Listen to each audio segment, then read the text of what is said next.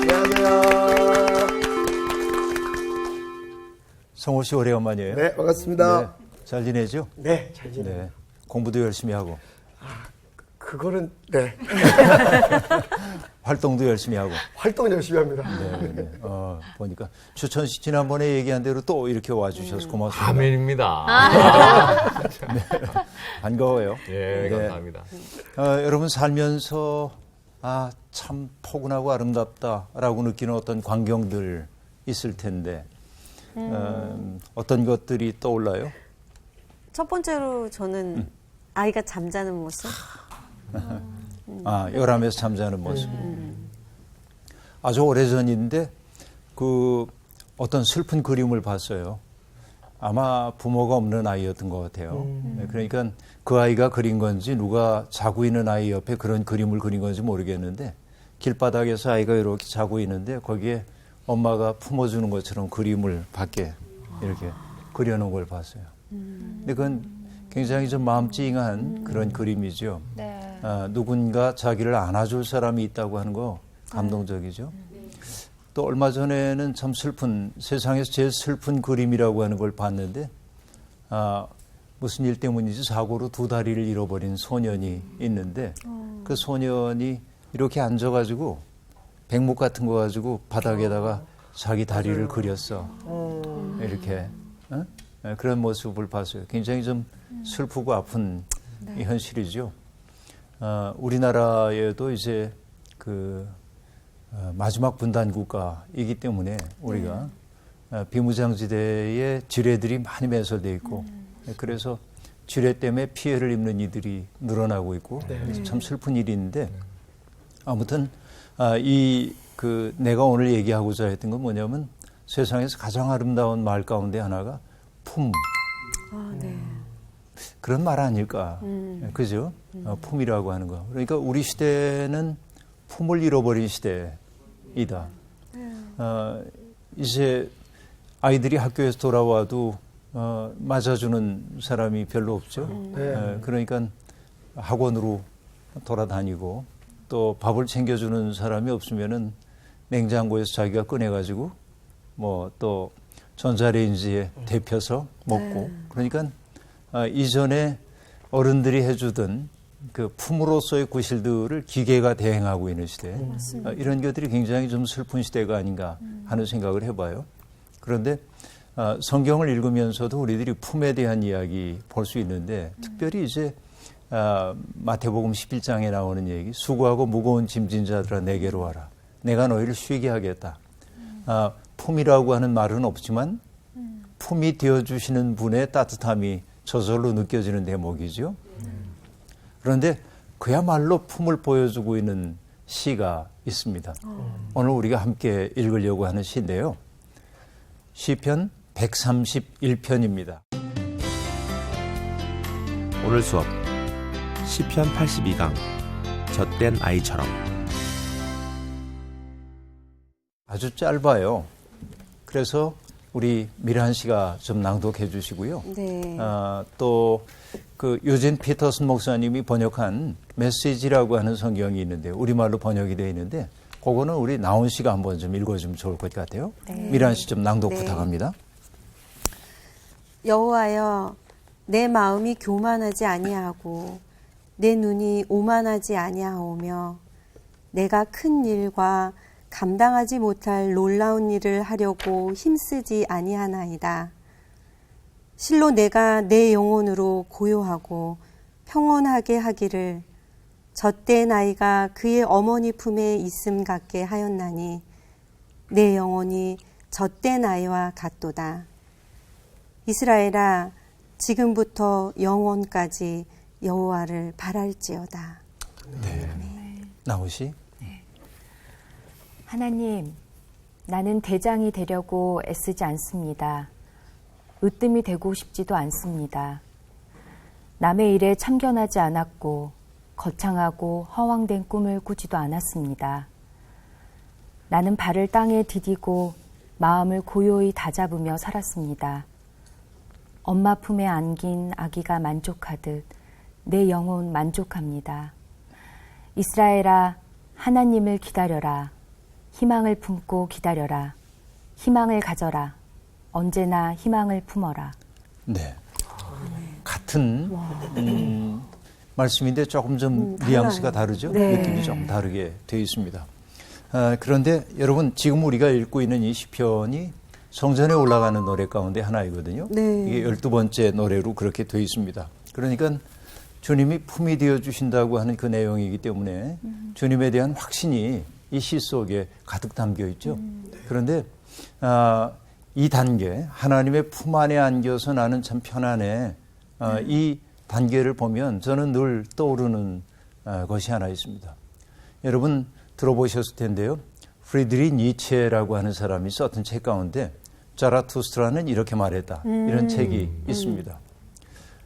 그 니체가 그 책에서 말하거든요. 살아있는 정신은 세 가지의 단계를 거쳐서 성장해 간다고 얘기를 하고 있어요. 그런데 이게 살아있는 정신입니다. 네. 첫째로 그가 얘기하는 게 낙타의 정신입니다. 낙타의 정신. 네. 낙타는 어떤 짐승이죠? 사막을 걷기에 최적화되어 있는 짐승이죠. 그리고 굉장히 큰 무게를 싣고 걸어갈 수가 있습니다. 척박한 땅을 걸어가기도 하죠. 나무를 심으러 몽골에 갔다가 낙타를 타본 적이 있는데 네. 이 낙타는요 정말 그 척박한 곳을 가기에 최적화됐다고 하는 느낌을 그대로 받게 되는데 발이 모래에 빠지지 않도록 이렇게 아주 부드럽게 척척 열리고 하는 모습이 정말 예쁘고요. 그리고 사막화 지표 식물들이 있어요. 네. 땅이 사막으로 변할 때 거기에서 자라나는 식물들이 있는데 네. 굉장히 거칠거든요. 그걸 먹어요? 그래서 우리가 손을 갖다 대면 베질 정도로 그런데 낙타는 가가지고 싹싹 뼈먹는데 그래서 소리가 이게 싹 비는 소리가 예리한 낫으로 싹 비는 것 같은 소리가 나고 이렇게 배워 먹잖아요. 맞아. 와 진짜 잘한다. 리얼하네요. 리얼한데? 리얼한데요. 네. 네. 낙타의 정신인데 이 낙타의 정신이라고 하는 건 뭐냐면 자기의 등에 가장 무거운 것이 얹혀지기를 바라는 마음이에요. 네. 이게 살아있는 정신이래요. 보통 사람들은 사실은 어떠고 싶습니까? 무거운 짐이 내게서 사라져줬으면 참 좋겠죠. 그런데 낙타의 정신은 가장 무거운 게 내 등에 얹혀지기를 내 소망한다. 이런 정신입니다. 근데 내 생각해 봤어요. 세상에서 가장 무거운 게 뭘까? 가장 무거운 짐. 응? 가장 무거운 짐. 뭘까요? 저는 개인적으로 가장으로서는 가족이 아닐까. 가족. 무거운 짐일 수 있죠. 맞아요. 그럴 수 있어요. 가족만 아니면 그냥 다 집어치우고. 그죠? 그런 생각이 들 때도 있죠. 그런데 내가 생각해 보니까 세상에서 제일 무거운 짐은 내가 보잘것없는 사람이라는 것을 인정하는 것 같다. 에? 나라고 하는 존재가 어리석고, 그렇죠? 맞아요. 내가 얼마나 작은지, 나의 자금. 이것을 인정하는 것이 가장 어려워. 인생을 살다 보면. 그렇죠. 그런데 살아있는 정신은 저런 무거운 짐 같은 것들을 자기의 등에 짊어지는 거예요. 그렇죠? 나 자신을 낮추고 그렇게 되죠. 그래서 살아있는 정신은 저 짐을 짊어지고 사막으로 간답니다. 사막. 사막에서는 여러분 아무것도 보이지 않잖아요. 그렇죠? 황량한 벌판만 보이죠. 그곳에서 결국은 누구와 만납니까? 자기 자신과 만나게 되는 거죠. 이게 이제 낙타의 정신이라고 얘기할 수 있습니다. 실제로 인생을 살면서 우리들이 가벼운 짐만 골라 짊어지려고 할 때 정신은 커질 수가 없거든요. 이게 이제 낙타의 정신이에요. 그런데 두 번째 살아있는 정신이 두 번째 단계로 가게 되면 그건 뭐냐면 사자의 정신입니다. 사자. 뭔가 강인함, 예. 남자다움. 뭐 이런 남자다움. 뭐 남자만 강인할 건 없이. 네네네. 그러니까. 어떻게 보면 여성들이 더 강인해요. 남자보다. 저희 집사람은 더 강인하더라고요. 네. 잘해야 돼. 강인하다 그래야지 잔인하다 그래야지. 네. 이 사자라고 하는 게 여러분 그 옛 동양의 가르침 가운데 그런 얘기가 있습니다. 개에게 돌멩이를 던지면 개는 돌을 따라간대. 자기를 때린 돌을 가서. 근데 사자는 돌을 던진 그 대상으로 막바로 공격을 한대요. 지능이 뛰어나네요. 아니 그건 알 수가 없어. 가르치기 위해 그런 얘기를 하고 있는데 사자의 정신이라고 하는 것은 사자는 어떻습니까? 초원에서 누구의 눈치도 안 보지요. 그렇죠. 자기 쉬고 싶으면 배 깔고 들어넣어서 쉬고 놀고 네. 싶으면 놀고 또 건기에는 물웅덩이에 가서 물 마시고 싶으면 마시고 그러니까 사자의 정신이라고 하는 것은 누군가의 눈치를 보지 않고 그렇죠. 자기가 스스로 주체가 되어 살려고 하는 정신의 독립을 얘기하는 거예요. 그렇죠? 이게 스스로 주체가 되어 살려고 하는 정신의 독립. 여러분, 우리가 인생이 때때로 조금 곤고하다고 느끼는 거는 뭐 때문이냐면 다른 사람의 눈을 너무 의식해요. 그렇지. 바로 그 얘기죠. 근데 항상 저 사람 나를 어떻게 생각할까. 이것 때문에 나 스스로를 자꾸 제한해야 하고 나를 바꿔나가야 하고. 그죠? 맞아요. 사람들이 좋은 옷을 입고 싶어 하는 까닭도 그 옷을 입어야 내가 행복하기 때문이기도 하지만 그 행복이 어디에서 연유하냐면은 누군가의 시선에서부터 비롯되거든요. 그래서 좋은 옷 입고 그랬는데 아무도 나를 주목해 주지 않으면 속상하죠. 그래서 여러분 옛날에도 그랬잖아요. 반지 좋은 거 꼈으면 누가 좀 알아봐 주면 좋을 텐데 안 알아봐 주니까 머리가 좀 아프다. 좀 봐달라고 그러지. 어머 이러면 그죠. 우리 그 선생님 한 분이 그 아내에게 좀 무심한 선생님이신데 어느 날 그 사모님이 정말로 반지를 하나 해가지고 이렇게 알아봐 줬으면 좋겠는데 안 그래서 이렇게 했더니 당신 머리 아파? 그래서 정말 눈치가 없는 사람이라고 그래서 그랬대요. 근데 그 다음에 정말로 머리가 아파가지고 머리를 이렇게 짚고 있었더니 당신 반지 또 샀어? 못 맞춰. 어떡해. 야. 네. 그 선생님하고 사모님하고 얘기 들으면서 정말 재밌게 웃었는데 네. 그러니까 다른 사람이 내 삶을 규정하지 못하도록 하는 정신이에요. 이게 살아있는 정신이죠. 사람들이 나를 보고 너는 그렇게 사는 거 불행한 거야 라고 얘기할 때 no, 난 이거 충분해. 난 행복해. 이렇게 말할 수 있으면 사자의 정신인 거죠. 남에 의해 규정되지 않는 거죠.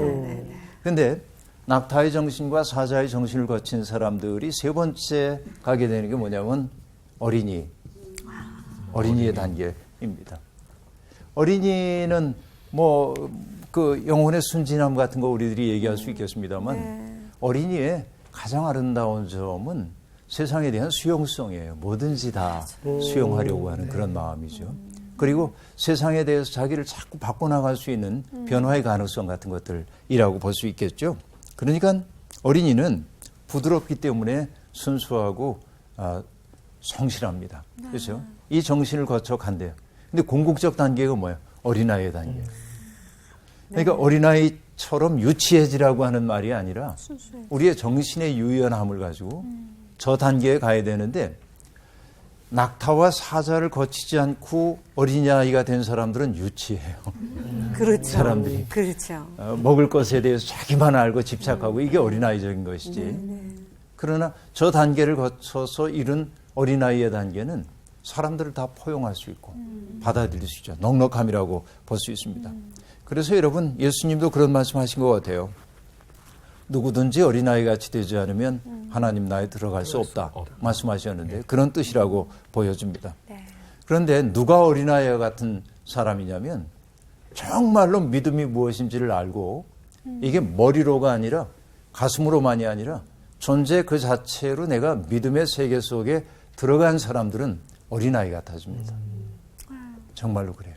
그래서 어설프게 하는 사람들은 굉장히 율법적이고 딱딱하게 사람들을 대합니다. 그런데 영혼의 깊은 곳에 이른 사람들은요, 굉장히 유연합니다. 어떤 사람이 무슨 얘기를 해도 받아들일 수 있는 여백이 있어요. 그렇죠. 이게 이제 중요한 거라고 보여져요. 그래서 여러분, 다석이 유영모라고 하는 선생님이 계신데, 일제시대에 김교신 선생님이 만드셨던 잡지인 성서조선에 믿음에 들어간 이의 노래를 실으셨어요. 근데 이런 내용입니다. 나는 시름 없구나. 이제부터 시름 없다. 님이 나를 차지하사 나를 맞으셨네. 님이 나를 가지셨네. 몸도 낫도 다 버리네. 내 고락은 다 버렸네. 그럽니다. 이게 집중해. 네. 시름 없어. 나는 시름 없어. 왜냐하면 시름 없음이 뭐 때문이냐면 세상사에 걱정 근심이 없고 세상사에 어둠이 없기 때문이 아니라 세상은 여전히 어둠이 있어요. 고통이 있어요. 그럼에도 불구하고 님이 나를 차지하셨기 때문에 내가 걱정할 것이 없어. 그렇죠. 그 안에서 내가 쉬고 있는 마음이지요. 진실한 믿음이라고 하는 건 뭐냐면 내가 뭘 해야 할까, 남들이 나를 어떻게 생각할까 하는 마음 내려놓고 하나님과 한 마음이 되어가지고 그분 기뻐하시는 것을 내가 기뻐하는 사람이 되는 데죠. 그렇게 되면 우리를 괴롭히고 있는 시름이라고 하는 것이 쓰러진다고 유영보 선생님은 그렇게 얘기하고 있죠. 그런데 오늘 본문의 말씀을 보면 바로 이 세계를 기가 막히게 보여줍니다. 1절이 어떻게 되어 있죠? 성호 씨 1절 네. 다시 한번 읽어주세요. 여호와여 내 마음이 교만하지 아니하고 내 눈이 오만하지 아니하오며 내가 큰 일과 감당하지 못할 놀라운 일을 하려고 힘쓰지 아니하나이다. 네, 여기 보면요. 내 마음이 교만하지 않습니다. 내 눈이 오만하지 않습니다. 이렇게 얘기하는 거 교만한 것 같죠? 그렇죠? 그러네요. 그럴 수도 있죠. 잘못하면. 그런데 여러분 마치 바울 사도께서 그렇게 얘기했어요. 내가 그리스도를 닮는 것처럼 너희는 나를 닮아라 하고 얘기를 했는데 네. 고린도 교회에 보내는 편지에서 그렇게 말하거든요. 교만해. 그럴 수도 있는데요. 철저한 자기 부정에 이른 사람이 아니고는 그런 말 함부로 할 수가 없어요. 그런데 이 시인도 지금 정말 자기라고 하는 그 무거운 짐, 낙타처럼 자기라고 하는 무거운 짐을 짊어지고 고투를 벌였던 사람이기 때문에 마침내 해방된 영혼이 된 거예요. 네. 그래서 나는 이제 교만하지 않습니다. 내 마음이. 내 눈이 오만하지 않습니다 하고 얘기해요. 교만함, 오만함 다 비슷한 얘기인데 제가 일부러 사전을 찾아봤거든요. 둘이 어떻게 다른 거야? 그랬더니 교만함은 잘난 체하여 뽐내고 버릇이 없음. 그러니까 교만은 잘난 체 하고 싶어하는 마음이에요. 그렇죠? 좀 뽐내고 싶어하는 마음이에요. 다 있죠. 네, 다 있어요. 누구에게나. 네. 그런데 오만은 이렇게 되어 있습니다. jen체하며 남을 업신여기는 태도가 있음. 이것은 다른 타자와의 관계 속에서 누군가를 좀 업신여기는 마음이에요. 근데 대개 그 업신여기는 마음이 눈으로 표현되나 봐. 그러니까 1절에 내 눈이 오만하지 않습니다. 이렇게 말하고 있네요. 그러네. 그렇죠? 재밌는 대목입니다. 여러분, 사람들이 자꾸만 그 교만해지는 까닭이 뭐냐면 자기를 크게 보이고 싶어서 그러죠. 자기 확장의 욕망이라고 내가 자주 얘기하고 있는 대목이 그 대목인데 사람들은 끊임없이 자기를 확장해서 근사하게 보여주고 싶은 생각이 누구에게나 있죠. 자기 포장하고 그러는 거죠. 그런데 여러분 정말로 그것이 우리로 하여금 사람답게 살지 못하는 영혼의 질병이 되고 있을 때가 있습니다. 여러분 어느 날 나는 성경 말씀을 묵상하다가 정말 그 무릎을 탁 치는 깨달음을 얻은 적이 있습니다. 그게 어디냐면요. 이사야 30장 25절인데 이런 말이 나와요. 주님의 날이 와서 그 날이 어떠한 날이 될 것임을 얘기하는 대목인데요. 크게 살육하는 날 망대가 무너질 때 고산마다 줄령마다 그 뒤에 개울과 시냇물이 흐를 것이며 이런 말이 나옵니다. 자, 여러분 망대가 무너져서 이것은요 말 그대로 망대이기도 하지만 바라보는 대이기도 하지만 망대는 높이 솟아있죠. 그렇죠. 고산과 줄령 같은 것도 높이 솟아있죠. 이거 여러분 자연물 혹은 인간이 만든 인공물로 얘기할 수 있지만 우리 마음속에도 망대가 있거든. 우리 마음속에도 줄령과 같은 높은 것들이 있거든. 내가 남들보다 좀 낫지 이게. 근데 그게 무너지자 뭐라고 얘기합니까? 그게 무너지자 개울과 시냇물이 흐를 것이며 그렇게 말해요. 여러분 종종 제 책에 서명을 해달라고 하는 분들에게 참 고민이에요. 아무개님 그러고 날짜만 쓰고 이름만 써주기에는 좀 미안하고 또 연예인들이 그러는 것처럼 행복하세요 그러기는 좀 그렇고 그렇죠. 그리고 제 책에 서명해달라는 분들이 되게 뭔가 의미 있는 구절을 써달라고 하는 경우가 많아서 고심을 하는데 때때로 내 마음 내키는 데도 쓰긴 하지만 이렇게 쓸 때도 있습니다. 물은 흐르게 하고 꽃은 피워내며 사십시오. 이렇게 쓰기도 하는데 이것은 수류화계라고 하는 말을 우리말로 풀어낸 거예요. 수류, 물은 흐르고 꽃은 피어나고 이건 자연적인 일이지만 난 이것을 약간 사역동사로 풀어서 막혀 있다고 한다면 물은 좀 흘러가게 만들고 그렇죠? 꽃이 피어날 수 없는 여건 속에 있으면 거기에 온기를 불어넣어서 꽃은 좀 피워내고 사람들 속에 이렇게 살라고 얘기를 하고 있는데 근데 우리 속에서 물이 흐르고 우리 속에서 꽃이 피어나는 건 언젠가 했더니 높아진 것이 무너져야 이게 내 속에 있는 그 높아진 것들이 무너지지 않으면 우리 관계 속에서 그런 꽃이 피어나기 어렵고 물이 흐르기 어려워요. 그죠? 이런 거 볼 수 있는데 자, 여호와여 내가 내 마음이 교만하지 않습니다. 내 눈이 오만하지 않습니다. 하고 말합니다. 그래서 여러분 바울 사도도 이거 교훈이 다 연결이 됩니다. 믿음에 들어온 사람들에게 바울 사도가 뭐라고 얘기하냐면 서로 어떻게 지내라고 얘기합니다. 어떤 일을 하든지 다툼이나 허용으로 하지 말고 그렇죠? 서로 겸손함으로 자기보다 남을 낮게 여기라 그렇게 말합니다. 빌립보서 2장 3절에 나오는 얘기죠. 그렇죠? 어떤 일을 하든지 이 마음이면 좋겠는데 우린 거꾸로 가죠. 다툼과 허용으로 하고 다툼은 경쟁심이에요. 내가 저 사람한테 이겨야지. 그런 경쟁심. 허영심. 나를 돋보이게 만들고 싶은 그런 허영심이 있죠.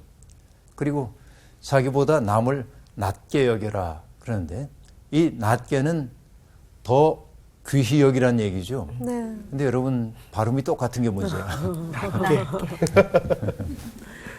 낮게 여기라와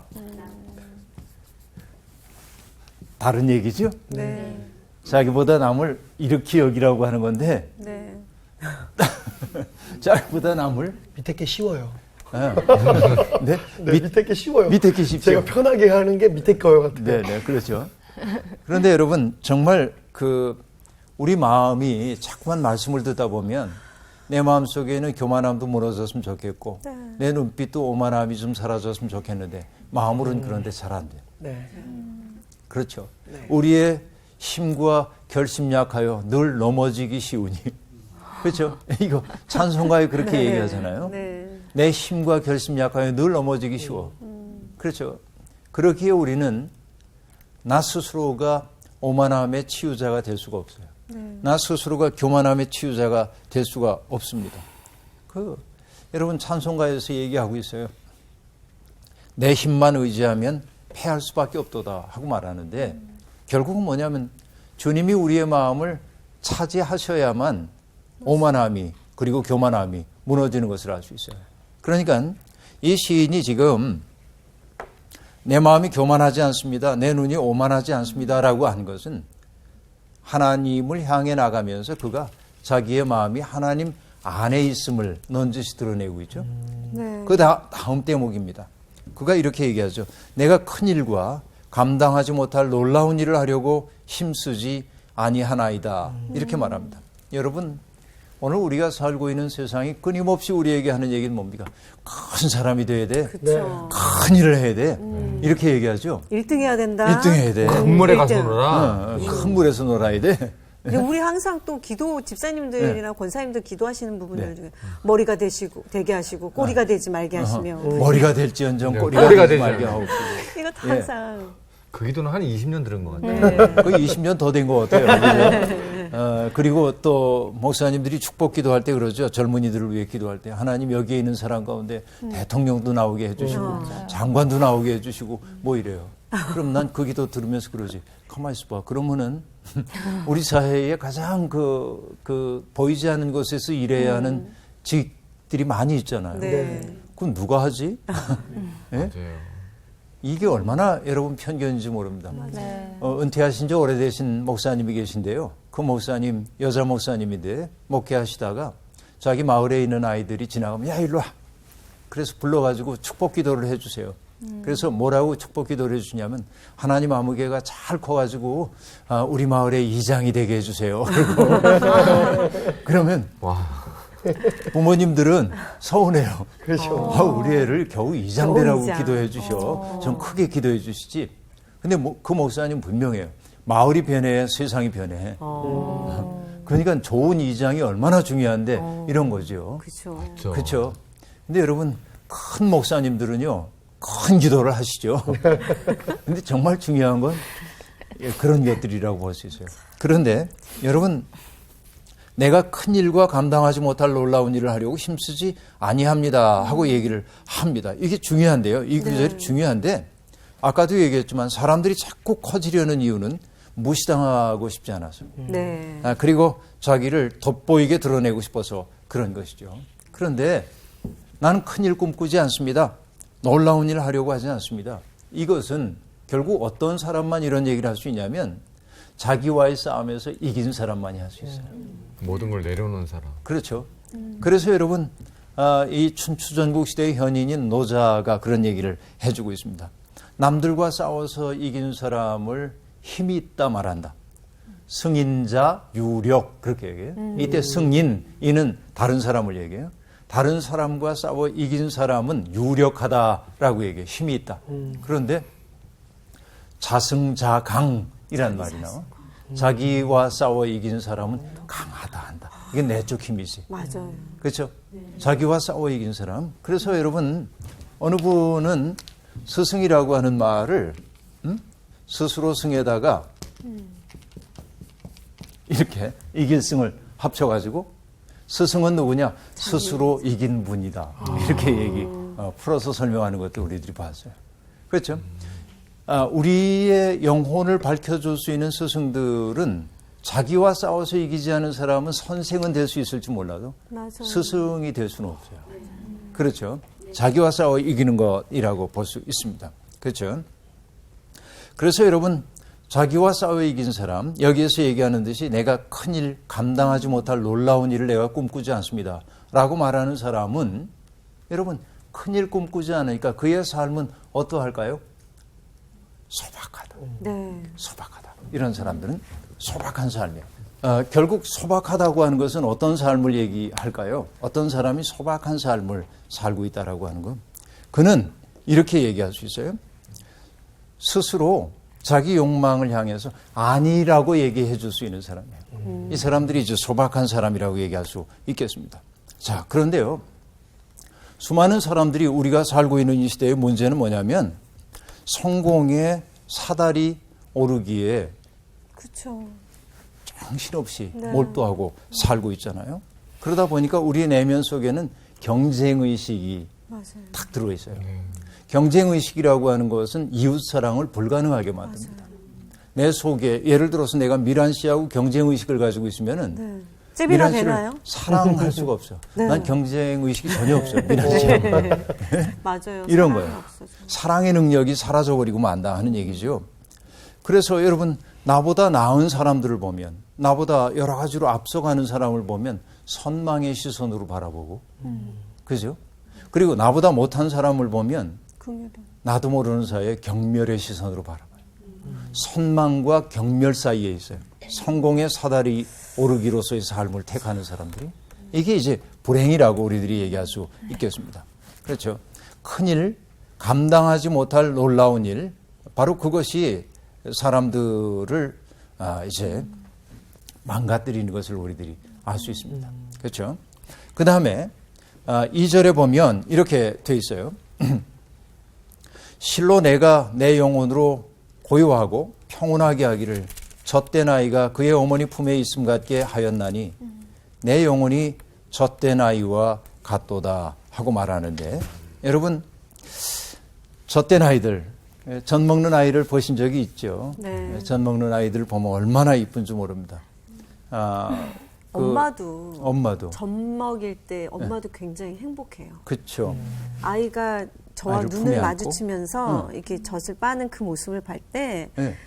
정말 표현할 수 없는 세상의 그 아름다움이 그 저와 그 아이 사이에 젖을 먹으면서 딴 데 안 쳐다보죠. 엄마 눈 눈을 바라보죠. 쳐다봐요. 네. 참 신비해요. 네, 네. 그게 말할 수 없는 교감의 시간. 뭐라고 얘기하고 있죠. 아. 저한테. 네. 그런데 이상한 엄마들은 애 젖 먹이면서 텔레비전 보거나 그렇게 하고 있죠. 아이는 엄마 눈을 보고 있는데 엄마는 다른 것 바라보고 이게 참 슬픈 일이라고 볼 수 있습니다. 그렇죠. 무언의 교감이 일어나요. 아이와 엄마 사이에. 그러니까 아이는 엄마를 바라보면서 엄마에 대한 말할 수 없는 신뢰를 표현하고 엄마는 아이의 눈을 바라보면서 아이가 내가 너를 사랑한다 하는 걸 이제 표현을 해주는 거죠. 그래요. 바로 그 상황을 지금 얘기하고 있어요. 네. 그리고 아이가 젖을 만족스럽게 먹었어. 그때 아이들이 어떻게 하죠? 잘 자요. 이젠 입을 탁 띄고 환히 웃어주죠. 난 이거 실감 안 되니까 요즘. 네. 우리 선생님은 지금 젖도 안 먹이시는데 손녀가 태어나셔가지고 지금 너무 행복하신다. 네. 그 모습을 그러니까 보셔도. 아기가 만족스럽게 먹고 나면 많이 웃어줘요. 맞아요. 네. 이게 참 기가 막힌 대목이라고 볼 수 있습니다. 그렇죠? 이 상황을 너무나 잘 알고 있는데 얘기하고 있어요. 실로 내 영혼으로 고요하고 평온하게 하기를 젖된 아이가 그의 어머니 품에 있음 같게 하였나니 내 영혼이 젖된 아이와 같도다. 여러분, 하나님 안에 나를 완전히 맡기고 살았더니 큰일과 또 남들과의 경쟁에서 이겨야겠다는 강박관념에서 벗어나게 되자 감당하지 못할 일을 내가 하겠다는 꿈을 버리게 되자 내 영혼이 이렇게 편안하게 되었다 하는 얘기입니다. 여러분, 제 이름하고 비슷한 시인 가운데 김기택이라고 하는 분이 있어요. 그분이 나이가 40쯤 돼가지고 결혼하신 거로 알고 있는데 늦게 아기가 태어났잖아요. 그러니까 아기 자는 모습을 보고 나서 시를 썼어요. 이런 구절입니다. 들어보세요. 아기는 있는 힘을 다하여 잔다. 부드럽고 기름진 잠을 한순간도 흘리지 않는다. 저처럼 깊이 빨아들인다. 자, 잠을 아이가 푹 자는 거예요. 이렇게. 곤히 자죠. 그런 다음에 뭐라고 얘기하냐면 애가 아침이 돼서 깨나잖아요. 남김없이 잠을 비운 아기가 아침 햇빛을 받아 환하게 깨어난다. 밤사이 훌쩍 자란 풀잎같이 이불을 차고 일어난다. 밤새도록 잠에 씻기어 맑은 얼굴, 웃음 말고는 다 잊어버린 얼굴이 한들거린다. 이렇게 말합니다. 상상이 돼요. 상상이 되죠. 네. 아기의 그 모습이 아기 생각만 하면 그냥 저절로 우리 마음이 환해지고 그래서 그렇게 되는데요. 그러니까 이게 아기의 얘기이지만 그런 아기의 모습이 꼭 뭐와 같다고 얘기하냐면은 하나님 안에 안긴 사람들, 네. 하나님에게 자기의 생을 의탁한 사람들이 이런 평안함을 누리고 있다고 지금 이 우리 131편의 시인이 지금 얘기를 해주고 있잖아요. 여러분들도 그런 평안함을 누릴 때가 있었죠? 네. 지금은?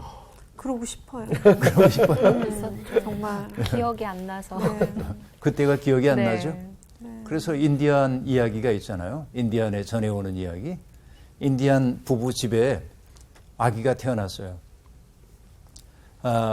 그런데 몇 살 된 아이가, 한 5살 된 아이가 엄마 아빠에게 부탁하는 거예요. 네. 엄마 아빠, 아기하고 내가 잠깐 동안만 혼자 같이 있는 시간을 좀 허락해 주세요.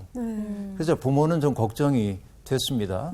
왜냐하면 아기가 질투심 때문에 해코지 할까봐 꼬집거나 울리거나 그럴까봐. 그래서 아기가 혼자 있는 건 좋지 않은데 그래도 아이가 간절히 얘기합니다. 엄마 정말 아기하고 잠깐만 있게 해주세요. 그래서 허락을 하고 걱정이 되기 때문에 그 부모가 문 밖에서 문을 약간 열어놓고 안을 이렇게 빡 빼곡히 들여다보고 있었습니다. 그래서 아이가 자기 동생 침대에 올라가서 아이를 바라보면서 이렇게 얘기했대잖아요. 말해주겠니? 나는 너무 오래 살아서 하늘나라에 대해서 다 잊었거든. 그렇게 말하게 돼요. 아이고, 세상에. 그렇죠. 그러니까 아기들은 하늘의 소식을 가지고 오거든. 아이의 존재 그 자체가. 믿는 거죠. 예. 그러니까 지금 나온 씨가 너무 오래돼서 기억이 안 난다고 얘기를 했는데 그런 마음일 거야. 인디안 어린아이의 그런 마음 말이죠. 여러분, 세상이 너무나 혼잡하고 복잡하기 때문에 우리 마음은 언제나 불안하고 평온이 없습니다. 그죠? 그러니까 어두운 세상을 자꾸만 바라보다 보면 우리의 마음에 평강이 없어요. 이거 우리 정말로 그렇게 느낄 수밖에 없는 거죠. 그런데 여러분, 늘 이 세상 때문에 내 마음 상처 입었어 이러고 살면 불행하죠, 이미. 그러니까 그런 어두운 세상을 모른 척하고 살라고 하는 얘기가 아니라 그 어두운 세상과 맞서서 빛으로 승리를 거두기 위해서라도 싸울 수 있는 내면의 힘이 우리 속에 있어야 하는데 그 힘이 어디에서부터 비롯된다고 얘기하고 있는 거냐면 하나님 품 안에 안김 속에서 말이죠. 그래서 여러분, 제가 아주 좋아하고 있는 그 전도서의 말씀에 보면 사람이 이 세상에서 가장 행복한 게 오늘 내가 일할 수 있다는 거, 먹고 마시고 즐길 수 있다는 게 참 행복하고 기쁜 일이라는 거죠. 세상의 일들 염려해봐도 세상 바꿀 수 없다고 한다면 우리들이 평안해져야 한다고 말하는데 세상이 어찌됐든지 간에 우리들이 그냥 평안을 누리고 살라는 얘기 아니고 그 얘기는 세상의 어둠과 싸울 힘을 얻기 위해서라도 하나님 안에서 내게 주어져 있는 이 순간이 은총의 순간임을 누리고 살아야 한다는 거죠. 그렇죠. 그래서 지금 이 순간 속에서 하나님이 내게 내려주시는 은총을 우리들이 충분히 느낄 수 있을 때 그때 비로소 우리는 내면이 고갈되지 않은 사람으로 이 세상을 살아갈 힘을 얻게 된다 하는 얘기죠. 이 시인이 지금 그 얘기를 우리에게 들려주고 있는 거죠. 그래서 여러분 마지막 절에 내 영혼이 젖된 아이와 같도다 하고 얘기한 그가 이제는 자기의 공동체를 향해 얘기하는 겁니다. 이스라엘아, 지금부터 영원까지 여호와를 바랄지어다 라고 얘기하고 있습니다. 이 말은 어떤 얘기죠? 주님께서 우리의 필요가 무엇인지를 알고 계시다는 거죠. 아멘. 우리에게 필요한 것이 무엇인지를 알아. 그러니까 그분에게 맡기고 살아라. 아멘. 여러분, 이것이 어디에 나온 얘기입니까? 예수님이 산상수훈 말씀 들려주다가 그 말씀하시죠. 오늘 무엇을 먹을까, 마실까, 입을까 염려하지 말아라. 그것은 다 이방인들이 구하는 것이야. 나를 믿는 사람들, 하나님을 신뢰하는 사람은 그거 염려할 것 없어. 왜냐하면 저 하늘을 나는 새를 보아라. 그 새들도 주께서 다 먹이시지 않더냐. 저 들에 피어있는 백합화를 보아라. 스스로 길쌈도 하지 않고 노동도 하지 않지만 솔로몬이 입은 옷보다 더 아름답게 입히지 않더냐 하는 얘기예요. 그리고 뭐라고 얘기해 줬습니까? 너희가 먼저 구해야 할 것이 있어. 하나님의 나라와 그의 의를 먼저 구해라 하는 얘기예요. 자, 여러분, 먹고 사는 문제가 중요하지 않다는 얘기가 아니라요. 먹고 사는 문제 중요해요. 그렇죠? 무엇을 먹을까? 마실까? 입을까? 그렇죠? 이게 중요합니다, 매우. 그런데 여기에만 붙들려 살기에는 여러분 인생이 너무 안타까운 거예요. 그런데 이 문제만 노심초사하다 보면 우리가 이 문제도 해결할 수 있는 능력이 없어져요. 이 문제가 심각할 때일수록 더 근본적인 곳에 문제를 두면 이 문제도 풀려요. 맞아요. 이게 뭐냐면 하나님의 나라와 그 일을 의를 의, 그죠? 의를 얘기하고 있어요. 자, 이 문제가 중요하지 않다는 얘기가 아니라 여기에만 붙들려 살 때 이것이 우리의 삶을 확고하게 붙들기 때문에 자유가 없어져요. 근데 이것이 너무 힘겨울 때 나를 향한 하나님의 뜻이 어디 있을까라고 여쭙기 시작하는 순간 내 삶 속에 자유의 바람이 불기 시작하고 이 문제 다소 부족하다고 해도 난 받아들일 수 있는 내적 능력이 생겨. 이게 뭐냐면 하늘로부터 우리에게 주어지는 자유라고 볼 수 있죠. 그래서 이것을 경험했기 때문에 이스라엘아 하고 얘기하는 겁니다. 지금부터 영원토록 여호와를 바랄지어다 하고 얘기합니다. 여러분, 살아가면서 바로 이런 태도를 우리가 가지고 산다면 별로 걱정할 건 없을 것 같아요. 여전히 인생에 풀리지 않은 문제는 있어요. 그렇죠? 이건 뭐 우리가 인정할 수밖에 없는 부분입니다. 그러나 우리의 내면 속에 든든함이 있다고 한다면 외적으로 채워지지 않는 것 때문에 전전긍긍하는 생은 살지 않아도 될 거다. 그런지. 여러분 미란 씨 공감하시죠? 네, 네. 네. 네. 어때요, 성호 씨는? 저는 지금 얘기하신 거대로 살지 못하고 반대로 다 살고 있던 것 같아요. 거꾸로. 네. 오늘 뭐 먹을까 또 네. 저는 좀 있으면 아이 나오는데 어허. 아이 나오면 이걸 어떻게 아이 키워야 나와요? 되나? 네. 아우, 아이 나시는구나. 그러니까 그런데 어떡하나 싶기도 했는데 오늘 들으니까 왜 걱정했나 싶고 네. 또 그러네요. 아, 예. 그래서 정말로 근본적인 문제를 붙들게 되면 하나님이 나와 함께 하실 거라는 마음의 신뢰를 가지고 살면 마음속에 여백이 좀 생기잖아요. 여러분 131편은 우리에게 바로 그런 영적 자유를 우리에게 넉넉히 주고 있습니다. 여러분 모두 그런 멋진 삶의 자리로 나아갈 수 있기를 바랍니다. 네. 오늘 강의 마칠게요. 고맙습니다, 여러분. 네. 어젯밤에도 생각이 나. 어젯밤에도 현정이가 내 품을 막 파고들어가지고 나를 꼭 껴안으면서 뭐라고 얘기했거든.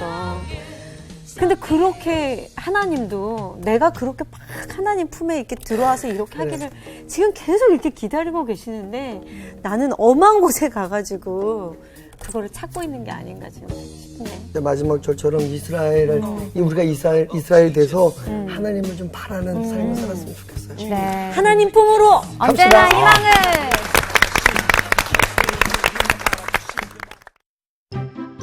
이번 주 퀴즈입니다. 1885년 부활절에 제물포항에 입항하여 조선 땅을 변화시킨 2명의 미국인 선교사는 누구인가요? 1번 헐버트와 베어드, 2번 언더우드와 아펜젤러, 3번 애니 앨러스와 스크랜턴. 정답을 아시는 분은 CBS 성서학당 홈페이지에 정답을 올려주시거나 우편으로 보내주시면 됩니다. 보내실 곳은 서울특별시 양천구 목동서로 159-1 CBS 성서학당 담당자 앞입니다. 연락처를 꼭 남겨주세요. 선정되신 분들에게는 대한성서공회에서 성경, 송태근 선생님의 하나님이 꿈꾸는 교회, 김기석 선생님의 일상 순례자, 신우인 선생님의 땅과 하늘의 갈림길에서, 이영재 선생님의 이삭 이야기, 성경 통독을 위한 최고의 자습서 성경 2.0 가운데 하나를 드립니다.